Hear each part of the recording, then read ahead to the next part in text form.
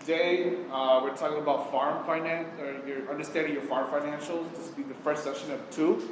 I've recruited the help of an expert in the field, Jake Yang, who will be helping us to go through this and understanding things from balance sheets, cash flows, and things like that, which would be essential to your farm business if you ever plan on expanding, buying your own land, buying a greenhouse, getting some financing options. You're definitely going to be needing this. It's also just good general business practice to understand these things and keep good records of them. So, hand it over to Jake Yang. Thank you, Tom. Well, hello. How's everybody doing? All right. So, again, my name is Jake Yang. I taught a few sessions with Ada before, so I'm not entirely sure about the whole entire program that most of you gone through. Sounds like it's a collaboration between multiple organizations. I do apologize if I missed anybody's organization up here. I just kind of went with Ada because that's where I got the information from, but I will be covering the financial part. So basically, this is the first part of two series of the workshops for understanding your financials. Have we got any kind of financial workshop so far in this program? No? A little bit? Okay. All right. So basically tonight the goal is to touch on one of the very first part of the two series. Primarily we are going to look at essentially your budget. And then the next workshop next week on Thursday, we'll go into more detail about the financial statements, how you're going to actually forecast and project those statements. And so, a little bit about myself. I grew up in a family that farmed. My parents migrated here, so they basically were farmers, and they continue to farm here. So I grew up basically working on the field for many, many years until my early adulthood. And so, but now, I have my own practice, so basically I serve as a small business in taxation and accounting. And so it's fitting that I'm out here covering this topic because I love this particular area, and then combined with, farm business, I think it's going to be a really fun experience. So some, we have a very diverse group here. Individuals who are starting, some are well experienced. I know my parents, when they started, just a few acres. I think at one point in time, they probably did about 10 acres. They sell directly to individuals, primarily at the Fortune companies. And so they would actually get a site, get their produce out there and sell directly, as well as also selling at farmers market and other places like that. So I can say that I've got both sides of the world, the accounting side and finance side, and as well as the actual work side of farming. So it's really exciting to be here tonight. So we're just going to dive right in. While financial, it's pretty broad and somewhat vague, I'm going to keep it kind of general in a way and try to incorporate some of those farm languages in there, and so all of us can actually benefit from it. But it's going to be very unique to your own business, and so we'll have some worksheet we'll touch on it tonight. But keep in mind that that's more or less just for the purpose of the exercise. If anybody's interested, I can send you the spreadsheet, and then you can plug in those numbers that would actually apply to your type of business. All right, so just to kind of lay out the expectation, basically for the workshop tonight is, some of the worksheets, and hopefully you can actually gain something out of it and apply to your own type of business or your farm business. And for those that are actually starting out new, this will be a really good experience just to kind of walk through it and kind of understand how the number flows, what to look for, and how to arrive at those calculations. And then I'm going to just touch on a really quick crash course of the financial statements, how they all kind of tie together, what's needed, what's expected down the road should you plan to secure a loan, very likely you're going to have to produce the financial statements. And so we're going to touch on that next week on the second workshop of this series. We'll actually go into more details on the particular of the financial statements. I said, in this part we're going to do personal, but because of the 2 hours that we only have here, we might not have enough time to dive into your own personal, but keep in mind that your personal budget or personal financial kind of tie hand in hand with your business.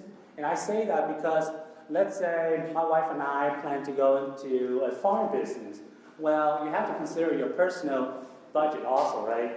Because there are expenses that you will continue to pay on a monthly basis. So I know that that's important. However, we're not going to touch on that tonight, so I just want to point that out. And then we'll spend much of the time later on the farm budget, how to actually create that farm budget for yourself. And then there's also the forecast and what you should actually look for, why that's important. And so a little note here, the path to any successful farm business can definitely be challenging, but it's doable because you have all the resources here, right? With ADA, with the programs that all of you are going through, with the mentors being there for you. And so definitely it's doable. And so we're here, and I'll try to be a helping hand, however I can, to anybody after this course. So, farm financial statements are a common fear in practically any farm manager's, files, because it helps you to make informed decisions. Okay, and also, more importantly, it helps you to plan going forward, as well as mitigate those risks. Any kind of risk that you may not anticipate if you actually go through this process, you can, it forces you to think about it, and by doing so, you can at least plan for it and try to mitigate some of those risks.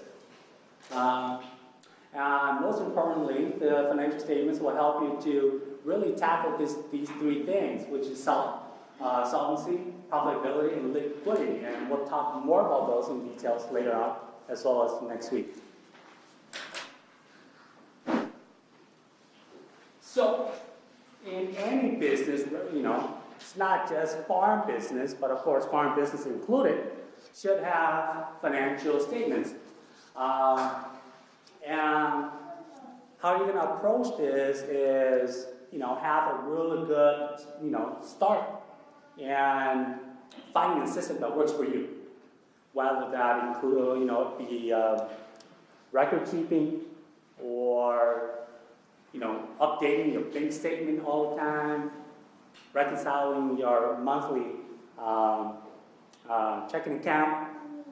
All of those matters because it's going to help you to actually prepare your financial statements.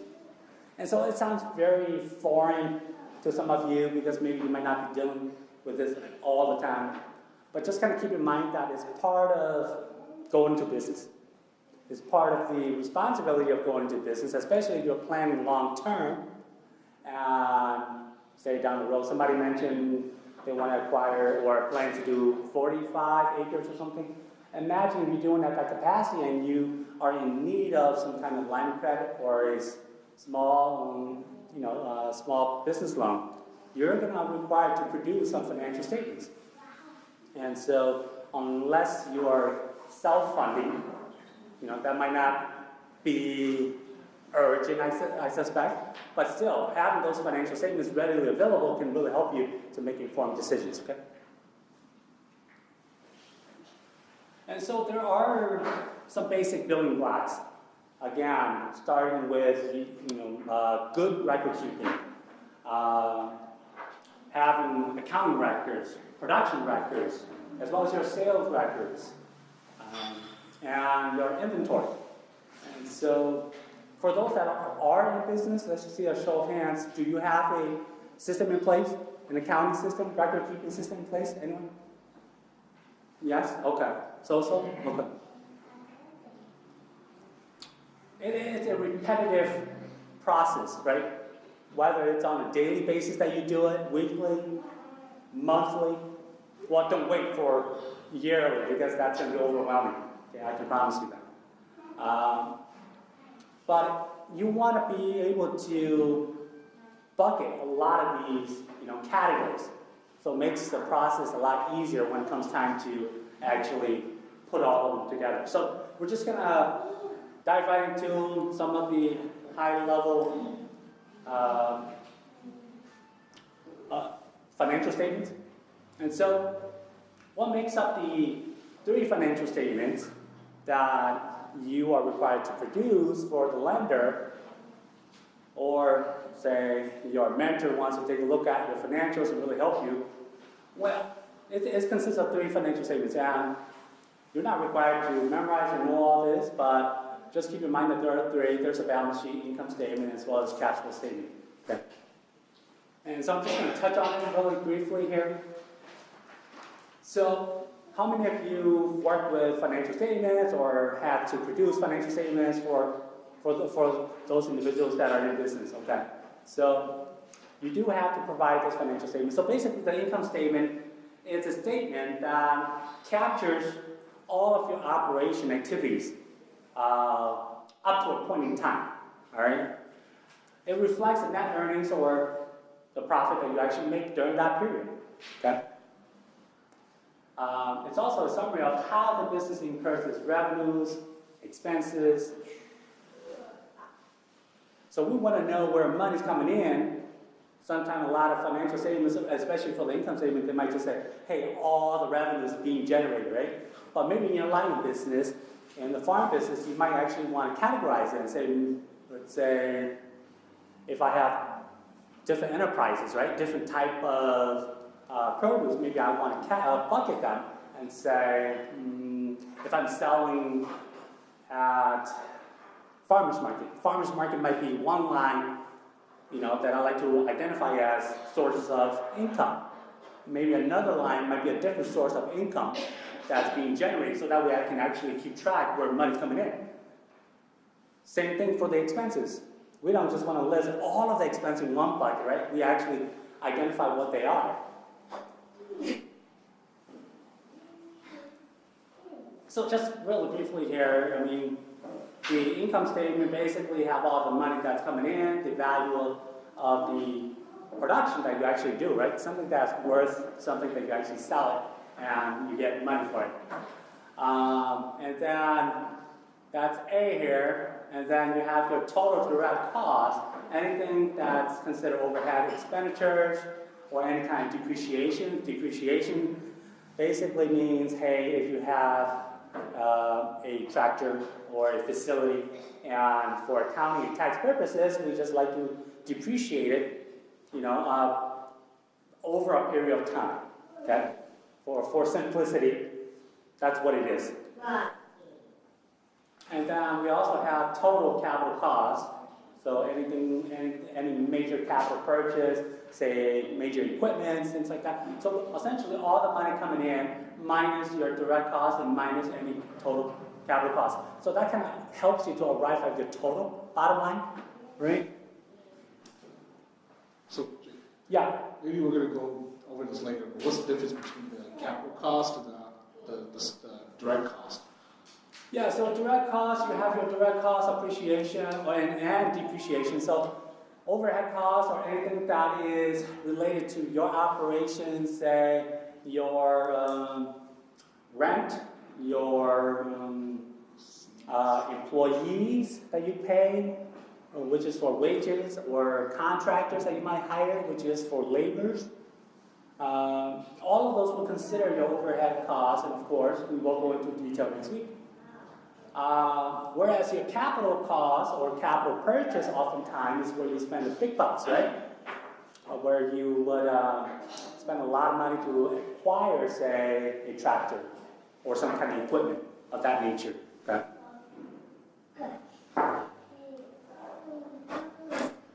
So the other statement is your balance sheet. Okay? So basically the balance sheet is just to really show that It's balanced. I mean, I'm not going to go into too much detail, but essentially, the balance sheet says, hey, all of the stuff that you own, right, which is asset, must equal all of the stuff that you actually owe, right? Plus your interest in that business, which is the owner's equity. Okay? Essentially, the balance sheet will provide a snapshot of the farm or the business at a specific point in time, and that's essentially what it is to really show how much you own versus what you owe and your interest in the business. And a lot of this might not make sense for those that are new to this or don't deal with financial statements on a regular basis. But I promise you, by next week, it'll make a lot more sense. Quick question, is there a difference between asset and net worth? Yeah, so basically how you're going to get to net worth, and thanks for bringing that up. Net worth is really just a way to calculate if you actually have a, let's say, positive number instead of a negative number. Let's say that positive number would be something that you actually own, right? And you have value or equity in there, if that makes sense. Whereas a negative number will be something more like a liability you actually still owe, right? And so how we arrive at net worth is you have your total asset, everything that you own, minus all of your liabilities, right? And so now you arrive at your net worth, and hey, how much are you worth? How much is your business worth? So hopefully that answers your question. Yeah, what's the difference between net worth equals assets minus liabilities and asset equals liabilities? So essentially they're just reversing it around because owner's equity is actually your portion and your interest in the business. Okay. They're just switching the formula around. And they're just switching the word. That's all it is. Yeah, okay, awesome, thank you. Okay. So just a real quick snapshot here. Basically we have your asset side, which is one side of the equation, and then you have your liability and owner's equity on the other side, right? And it has a balance. So for example, total asset is 12,500. You have your liability is total liability 7,100 plus the owner's equity 5,400, and that should always equal at all times. Okay. Yes. What's the difference between like current assets, intermediate assets, and long-term assets? Good question. So current asset or anything that you own right now. Long-term assets are assets that, let's say, like a building, for example. Okay. Similarly, current liabilities, on the other hand, are stuff that you owe, and it will become due in the next 12 months. Okay. Whereas long-term and intermediate liability are much longer. Anything else? Any other questions on this before I move on? And then the last statement is your cash flow statement. Basically, the cash flow statement tracks movement of cash in and out of the business, right? And also it kind of tells you about the different activities. So normally in a cash flow statement, we like to capture 3 different types, and sometimes 4 too. Because if you're actually drawing money out of the business, we like to know that also. So that's part of the activities also. But essentially, in the cash flow statement, it's a statement that shows, hey, here's money coming in, going out in 3 major areas: operating, financing, and investing. And then, of course, if you are structured as a sole proprietor or a LLC, single member, or multi-member, you likely will just draw the money from it because it's easier that way, okay? And it costs less. Instead of actually paying yourself a wage and having to pay, payroll taxes, right? And so if that is the case, then you want to track personal activities, meaning every time you draw the money from the business, you want to track that, okay? I might not be paying myself in a traditional form, say paying myself a W-2 wage, right? And get an actual check and paying all the taxes. I could just draw from it.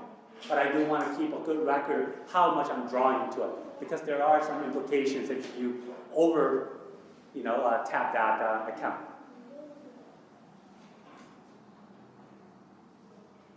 All right, so for individual farms that are in business already, we're going to dive right into the worksheet really quick here. If you brought your financials, you can use it. I was told that that individuals who are in business are encouraged to bring their financials to work on it. If you did, great. If you don't have it, it's fine. And then for individuals that are new or still thinking about starting this business, use the worksheet as an exercise, and it'll help you to create your budget later on. Okay?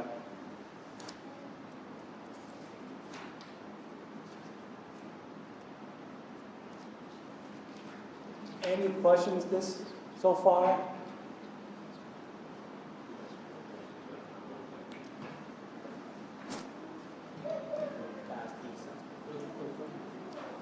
All right, so before we actually start on the worksheet, I just want to give a little quick reminder. Okay. A reminder is that a clear understanding of where you are right now and where you want to be will consist of a combination of the following. All right, and that might require you to actually look into your startup capital. So what does startup capital mean? Anybody's familiar with that? Startup capital, anyone? Yes, I see a hand. Yes? The money that you use to... Right, to start the business, right? To jumpstart, right? All the costs that you will incur or actually use to really get your business off the start, right? And then, production facility, do you need one? How are you going to actually produce your packages or get your product to market? Do you need a facility to make that happen? Or like my parents, you will just do a lot of those at home, right? You would, prep the vegetables, the produce, wash it, bring it home, and then package and get it ready for market the next day. Depending on what it is, keep that in mind. Okay? Well, you basically, the question is there going to be any kind of cost, right? All of these. Will there be any kind of cost that you need to anticipate? And then what about the operation side of things? Who's going to manage this? A lot of us are sole proprietors, entrepreneurs, so we're going to run the whole entire show, right? We're wearing multiple hats. We're going to be the accountant, the controller, the operations manager, right? The salesman, the worker, the labor. But if there are any type of expense or budget that you think you need to identify and save for it, then keep that in mind while you go through the process of creating your budget.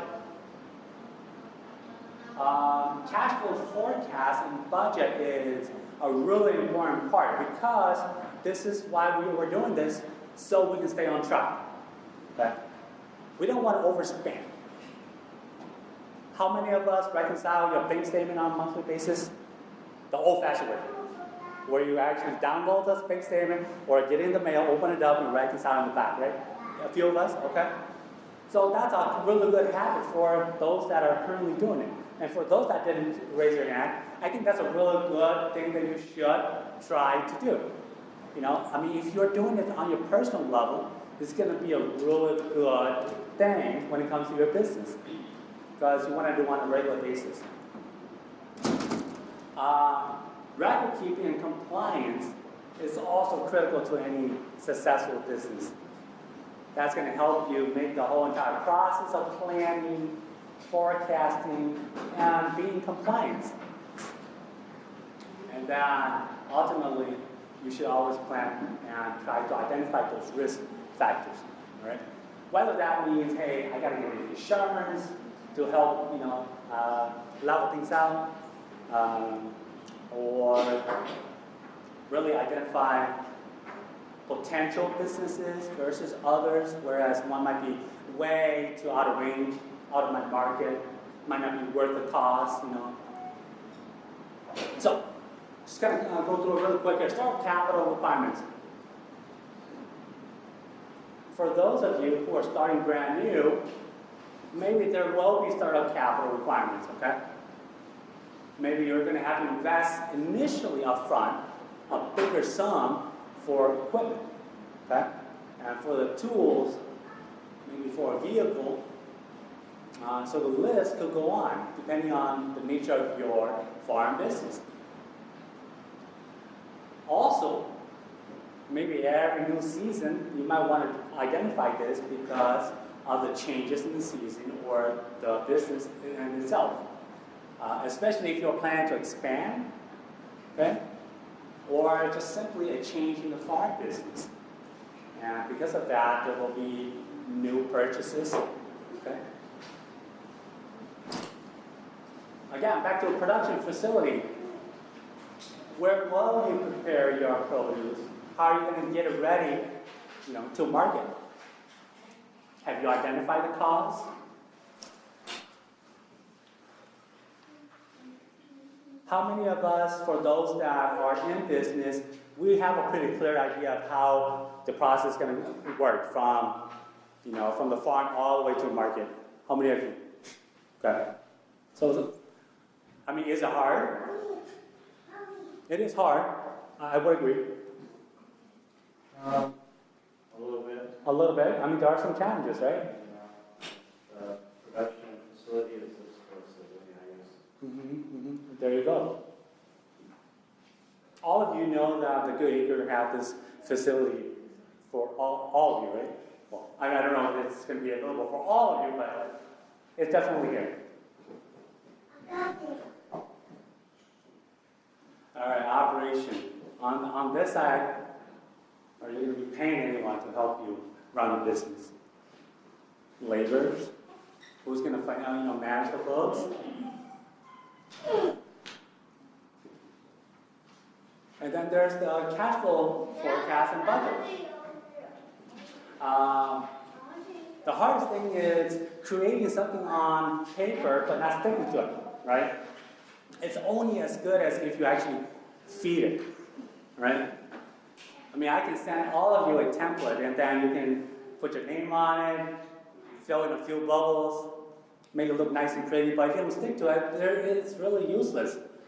Because essentially the cash flow budget here it's a living document that you should, feed it all the time on a monthly basis. You're going to have your budget line, and you're going to have your actual line, and you're going to have to feed it all the time and make an informed decision based on that information.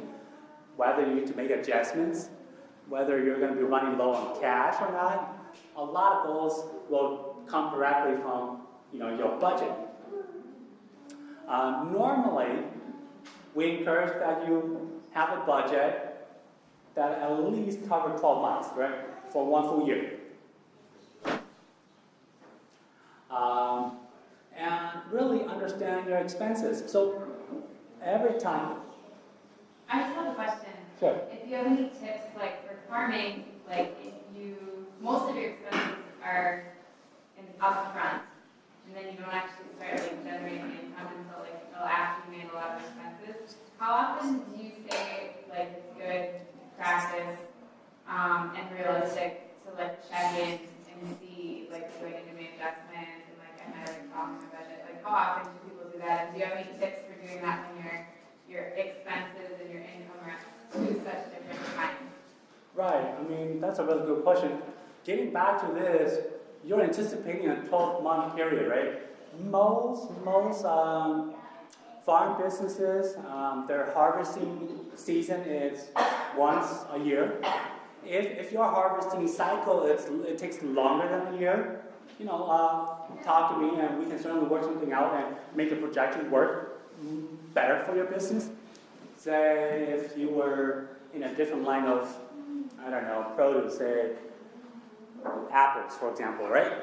You might not harvest right away.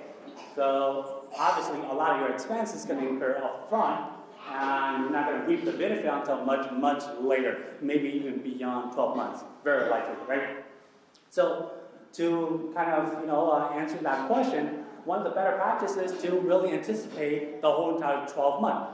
Even if you have a gap there that's essentially idle, you're not going to do anything, right? But there are those costs. And so you need to anticipate it and understand where that money is going to come from to cover those initial costs. And also later on, because not only cost or the expense is going to be a factor, but you're going to have to time it well enough with the cash coming in, right? When you actually start to make those sales. And when the sales are coming in, you're going to have expenses. And if you do, you want to make sure that you are, cash flowing well enough to meet those monthly expenses. And this is where the cash flow will really help you to identify if there's going to be any shortfalls. Say, oops, this month I'm going to be short. How are you going to find that money to replace those costs, to cover those? All right, record keeping. Record keeping and compliance. So compliance, compliance means a lot of things. If you are paying sales tax, that's important.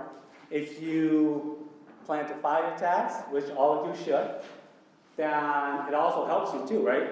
And so filing your taxes is also part of that compliance. But in order to even reach that point, we need to make sure that we have solid record keeping. Without the records, without any kind of paper trails to substantiate the claims, you could find yourself in really tough situation should you get audited, right? Anybody been audited by the IRS? It's not pretty, it's not fun, right? No. Do you need more money? One time, they said we found mistakes, but other time, when I was in graduate school living in another state, Minnesota tried to come after me for taxes because I moved back to Minnesota in November. So I was here for 15 days. So they tried to audit me. They said, well, you all Minnesota state taxes. I'm like, oh no. I lived for 11 and a half months in another state. I was a resident over there.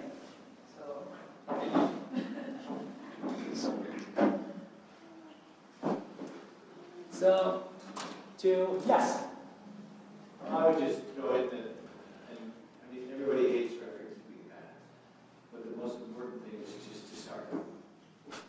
It's overwhelming. And it's just like farming, the more you do it, the more you get better. I mean, everybody looks at this and kind of, it seems crazy at first, but just start doing it, and it makes sense. Exactly. Absolutely. Just write stuff down as much as you can.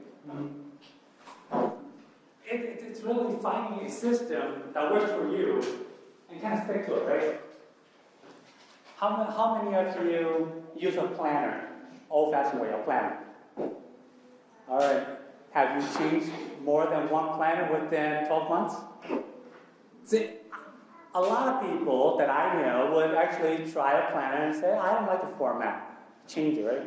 But at the end of the day, the plan is there just to achieve one purpose, to really help you stay organized, right? Similar to this, if you find a system that works for you, stick to it.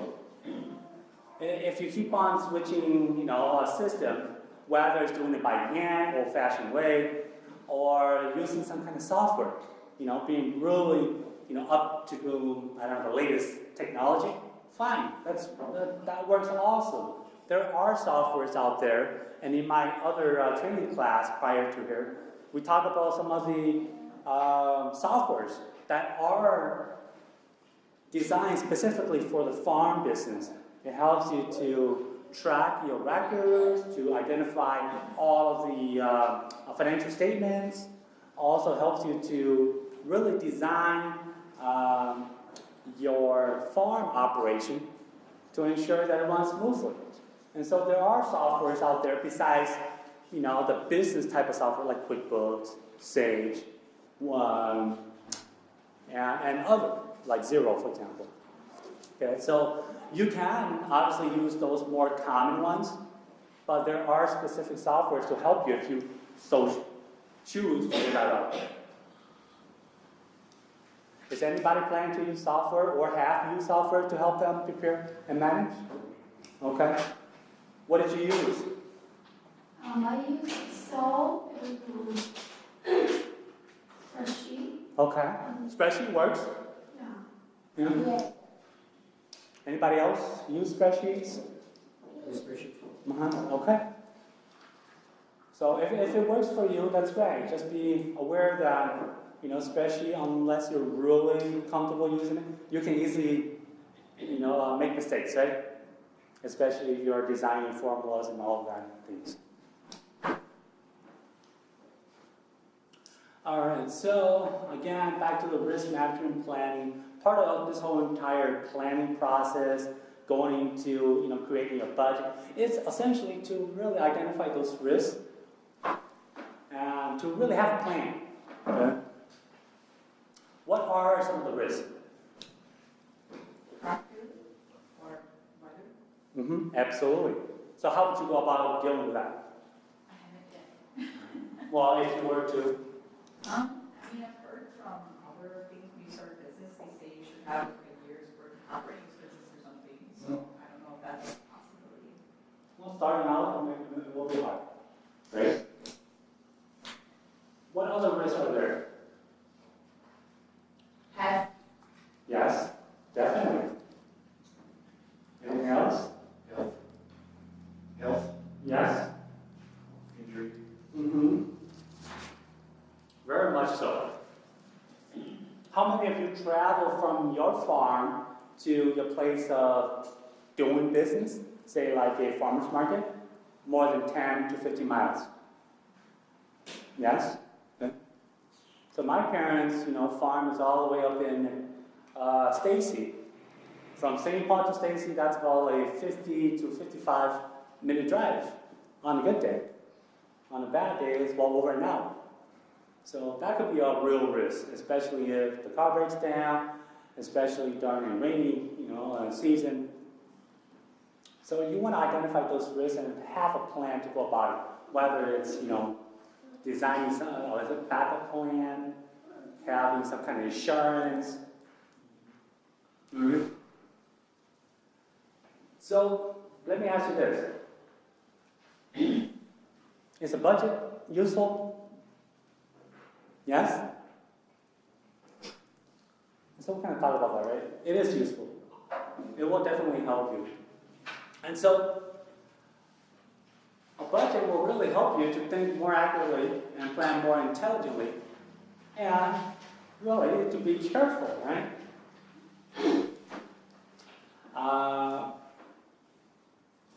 Also, you're going to know if you need to borrow money or not. If there's going to be some kind of shortfall. And I like this part because oftentimes we overlook certain type of costs. Or maybe we identify the cost, but it might not be realistic, meaning that we might under budget. It might actually cost more. So we have to sometimes think about it more realistically.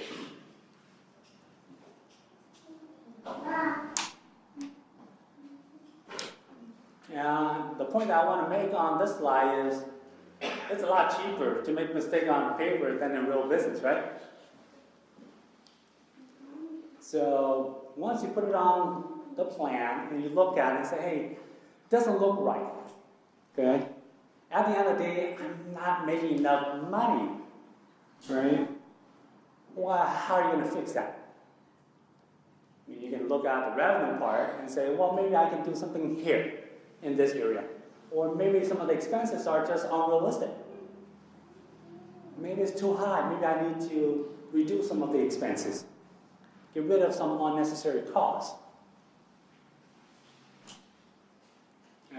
Again, I'll just stress that you have to measure it on a continuous process, whether it's on maybe daily is too much, but maybe on a bi-monthly or monthly basis, and really compare your actual expenses to the expense that you actually budget for, right? So a lot of these, are a no-brainer. For example, we have fixed costs and variable costs, right? We know what fixed costs are, right? Any kind of cost that remains constant month over month. Whereas variable costs are costs that will fluctuate or change depending on the use, right? Say, for example, utility.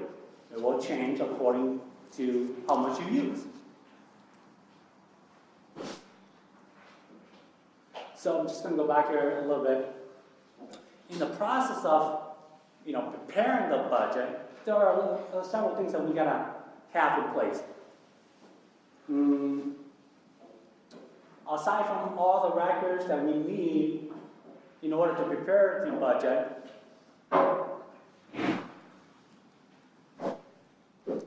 we need to really identify the individual costs. Right? So, just a really, simple exercise here, just so I want to make sure everybody's on the same page. Land rent, right? The amount that you pay every month for the land that you rent. Is that a fixed or a variable cost? Fixed, right? Because, likely you will negotiate a contract, and it's going to be fixed, and it's going to be spread out over the period of your contract. Whether it's just during the summer, for a few years, unless you have some very unique type of contract. What about labor?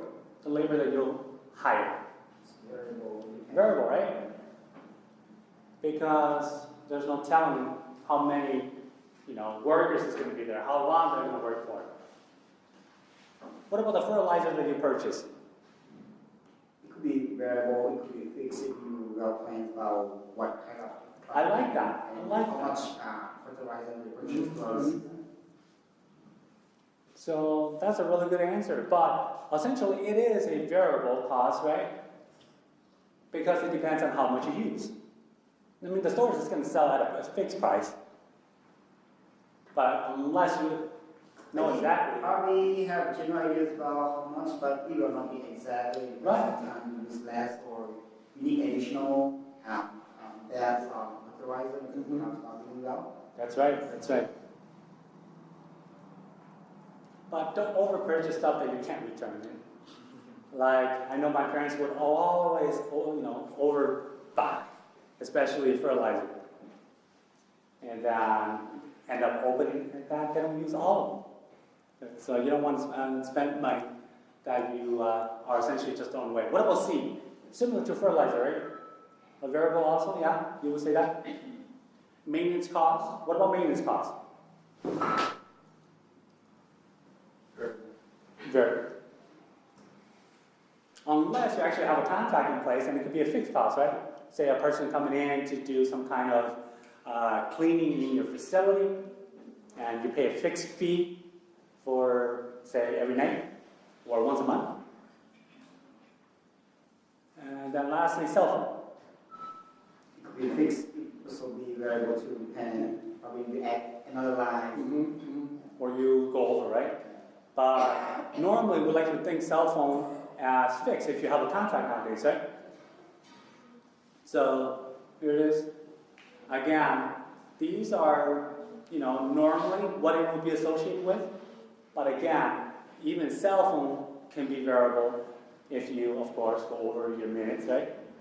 It could change. So the point to this is that once you identify these costs, you want to think about it and say, hey, is that a variable or is it a fixed? Because if it's a fixed, great.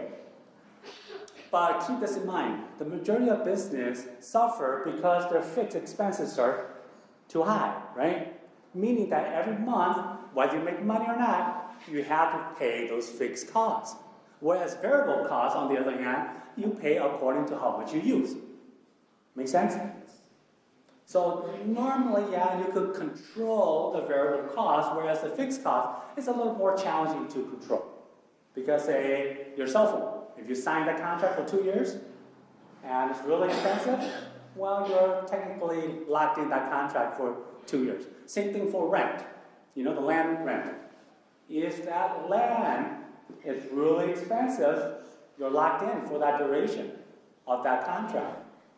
And so your overhead cost is going to be really high. Right? So the point, the takeaway from this is that fixed costs and variable costs can be your friend or your worst enemy. So you just got to be careful with it. But the first thing is to really understand the fixed costs and try to minimize those as much as possible. So get everybody get a crop budget for a 1 acre? Yes? All right. So we're just going to review this really quick. And then in your group, you will then use a blank sheet and you will create your little budget here, right? I'm going to ask Tom to pass this out. But while Tom's passing the blank sheet out, we're just going to look at the sample here. And so, if you look at the sample budget here,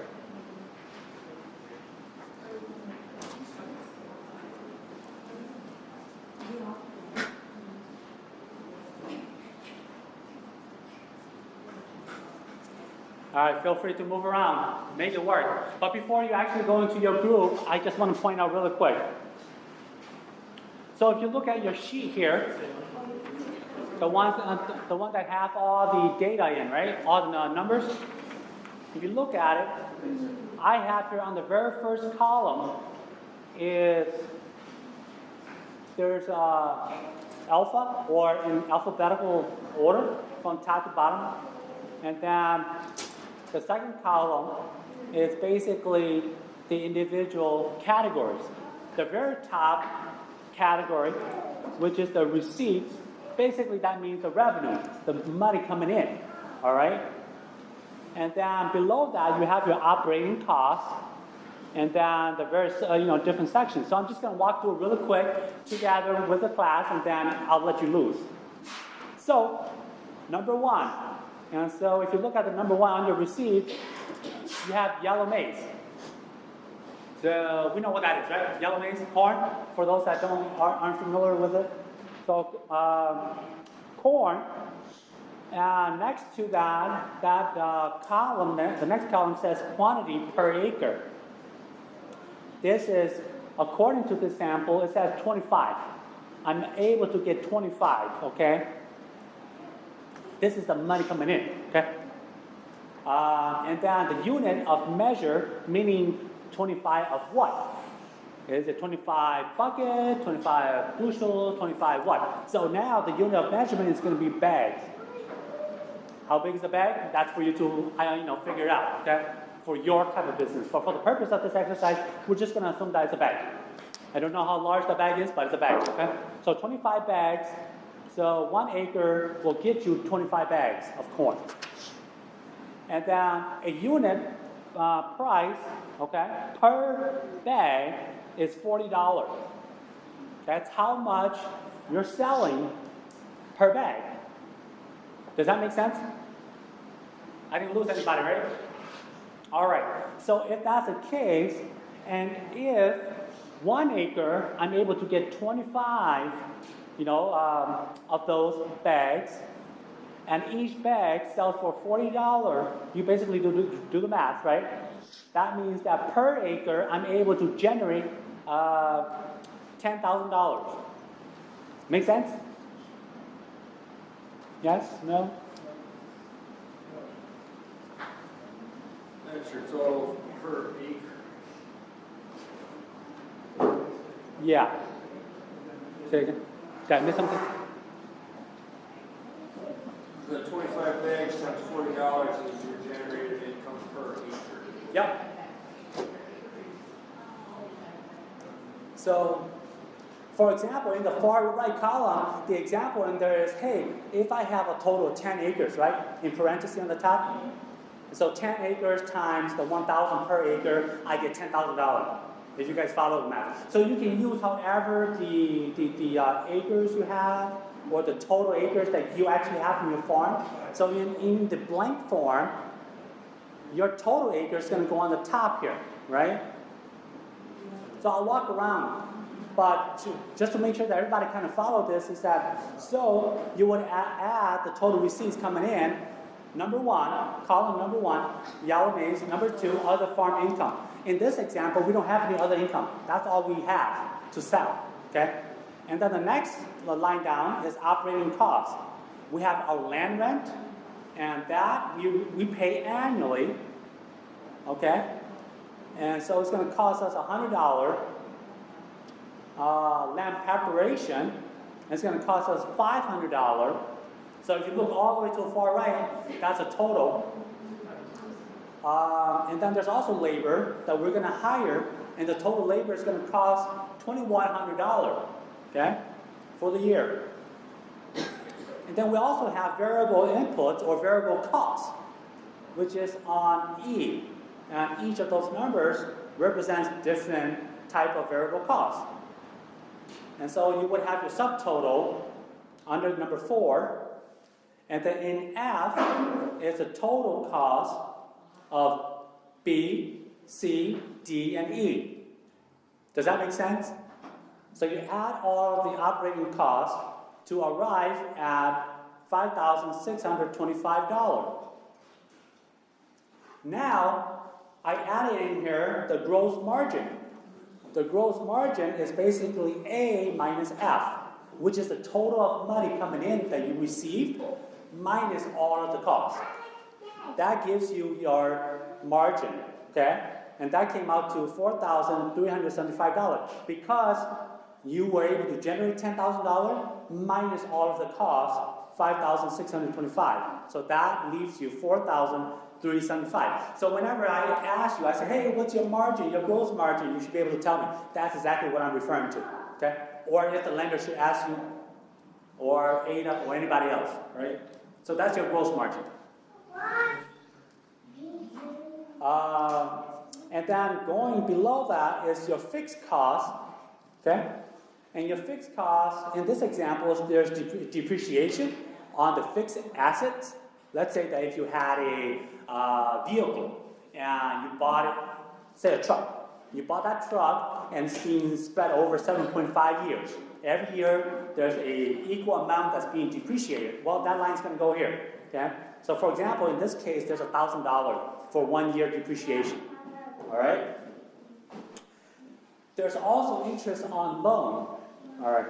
There's interest on loan that we have to pay $421, fees and statutory taxes, and that subtotal came out to $1,571. So now your total expense is row F plus H.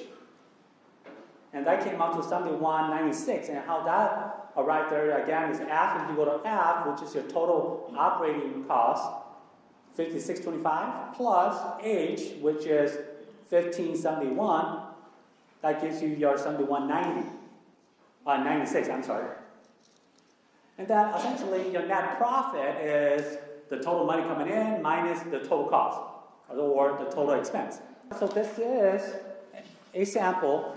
On the blank sheet that you have, I left some of the rows blank so you can actually fill in, all right?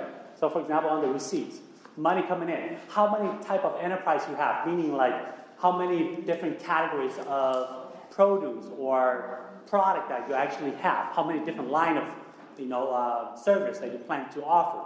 If you are selling, you might want to bucket say, I want to capture revenue from farmers market. I also want to capture revenue from CSA. You might want to differentiate those lines and then go from there. And then same thing going down. So continue to work in a group. You can just come up with some numbers. For those that are in business and you have some kind of idea of the general numbers, please help your group and your team. And then just kind of go from there. So the purpose of this is really just to understand the cost per unit, whatever that unit is, right? Because that's going to help you to actually do the budget, which is the next exercise here. And the reason why we're doing this is because we need to make sure that we are realistically capturing those costs. All right? And once we do that,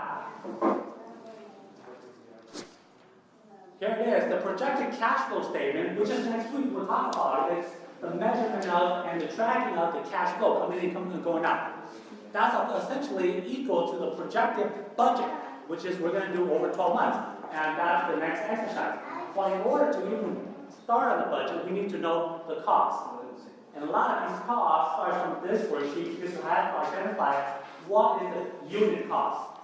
Whether it's by 1 acre, by 1 pound, whatever that unit is going to be on this cost sheet. And this is going to be basically your key, right? To identifying those costs, all right? And the point I want to make is that, you could be earning a profit on paper, but you could still be struggling with cash flow. Why is that? Anyone? How would you, yes? You have dips in your income as you wait for crops to come to harvest. Exactly, right? Because a lot of times there's going to be that gap. And you're going to see it on the 12 month, because some of those gaps is going to have no activity whatsoever in terms of cash coming in. Because you're right, we're still waiting. Right? Yep, every night. And then the other thing that I want to stress, and we'll cover next Thursday, is that it has something to do with accounting. A lot of you is going to be cash basis, but for the ones that are interested, you can do accrual basis, right? It's just a fancy word for accounting purposes. What that means is that you would actually recognize the revenue that you earn differently. In cash basis, what we're saying is, if the person pay you, right, you say, hey, I got it. You recognize that amount right away. But if you're running an accrual basis, John Doe could be paying to Jake, right? But essentially, it's just an IOU. I'll pay you 30 days later, 60 days later, right? And so that's why I want to point that out, that on paper, depending on how you elect your accounting method, you could be running a really high number on that income, right? But cash-wise, you are like really, really thin because those money are yet to be paid. Okay? And then to that point that you made earlier also, there's always that gap in a lot of farm businesses. All right. So now, the cash flow strategy is, hey, the reason why you're doing this and why you're doing the budget is, in the case that you know you're going to have a shortfall, well, maybe it's time to start talking to your relative, your friend, okay? Or even consider getting a loan through a financial institution to cover those short-term, shortfalls. Sometimes it might even make sense to defer some type of expense. Not all expenses, especially fixed expenses, can be deferred. That's why I said earlier, you want to control those fixed expenses, right? A lot of businesses go out of business or they struggle because of a very high or large amount of fixed costs. Whether you're making money or not, especially during those periods where you're still waiting, right? The crops are not ready yet, and you're waiting, so you have a really high fixed cost, you'll continue to pay for it. So make sure you budget for that well in advance and understand where your cash flow is coming in at what point. Yes? Is there credits, short-term credit available to farmers that has a rate that will be able to cover those? Depending on lenders, but in my experience, especially for new businesses, it's a little more challenging to get a line of credit per se. You do have to have historical financials to kind of back up. I just met with someone from the Minnesota Department of Agriculture and found out that they have like a microloan program. Whoa. And it's like only loans up to $7,000 or something like that, so they're really small loans. And they don't do it directly, they go through some of the, they go through LEDC, the Living Economic Development Center, and some other ones that I can't remember right now. But there are a few, I feel like there's some organizations like MD that are trying to make it more available. There you go. There you go. Thank you for And sharing. depending on how big it is too, there's other lenders, Egg Star even goes down to some amount of, they're not huge. And I would just add to that, the partner right here, they also provide those microloans. Yeah. Right, Tom? Yes, we do microloans, and we also help prepare you to go get a loan. So we'll help you get your financial documents together, help you with your business plan. You're going to need a business plan, maybe get some money. So yeah, we'll work with you to kind of cover all the bases before we go apply, whether that's to the USDA, FSA, to us, or some other small lenders. So yeah. All right. And then sometime during the period that you're still waiting for those cash flows to come in, it might just make sense to ask family and friends to really help out, right? Because a lot of those labor, tasks that oftentimes you would actually outsource or hire somebody to do it. All right, so now the last activity is the 12-month budget, and that should be in front of you by now. And so what you're seeing here is, it's a little small because I was trying to squeeze everything in one page for everyone. But if anybody wish to have the spreadsheet, let me know, or send an email to Tom, and then I can share that spreadsheet with you. So I have up here is your different crop, right? You can plug in various different crops. If you have more than the space it's allowed here, just write it down here and then we'll figure something out. But essentially, you want to identify the cash flow coming from each category of crops, okay?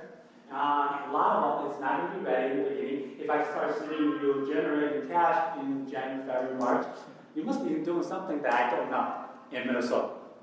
Okay? Most of you, you're not going to have any kind of cash flow until much later in the season, all right? And then there are the expenses, very similar to the one that we just worked on. So if you know that your, let's say the land that you rent is $200 per acre, right? Are you going to be paying it up front, or is it going to be spread out on a monthly basis? If it's on a monthly basis, you're going to spread it out. If it's all due up front, you're going to have a big chunk right there. And so this is going to serve as a visual. And you're going to look at it and you're going to say, oh my goodness, there are a lot of expenses in this particular month, right? And so that's how you're going to, prepare yourself to manage those cash flows. All right, folks, we have about 2 minutes left. I'm just going to bring everybody back in. Just really quick before we end the night. So just keep in mind that when we do and when we actually create this budget sheet, oftentimes we are just writing the budget side of things, but what we should actually do is have a row for the actual expense. So because of the space that's available on the one page, I didn't have a row for it, but if anybody wants, I can certainly email you the spreadsheet. So the point is, for every month, there should be 2 rows, one for the budget, which there should be a number on it. And when you create this budget, you want to do it early on in the season, and you should have it throughout the whole entire 12 months, right? And then as you accumulate those expense or those cash coming in, you want to plug those numbers into each of those respective rows or categories. And then you want to measure and then see what's going on between the budget and the actual expense or money that's coming in. Does that make sense? All right.